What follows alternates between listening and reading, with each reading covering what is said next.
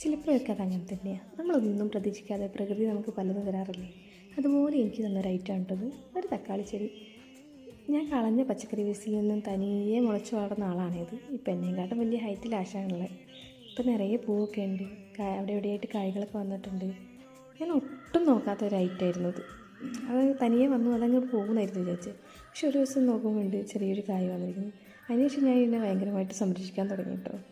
പിന്നെ ഞാൻ വെച്ചൊരു ഐറ്റമാണ് നമ്മുടെ ബജ്ജി മുളക്. ചെറിയൊരു തൈയാണ്, പക്ഷെ ഒരു കായ് വന്നിട്ടുണ്ട്. പിന്നെ കറിവേപ്പിലയുണ്ട്.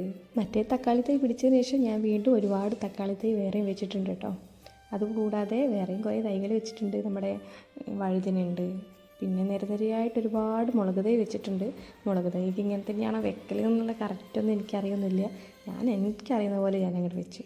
ഇനി ഈ ബാക്ക്ഗ്രൗണ്ട് കാണുന്ന സ്ഥലം കണ്ടോ, ഇതൊക്കെ ഇപ്പോൾ ഞാൻ വൃത്തിയാക്കിയിട്ടോ. ഇവിടേക്ക് എനിക്ക് ഒരുപാട് പ്ലാന്റ്സൊക്കെ വെക്കണമെന്ന് ആഗ്രഹമുണ്ട്. നമുക്ക് നോക്കാം. പിന്നെ ഇത് നമ്മുടെ സപ്പോട്ട.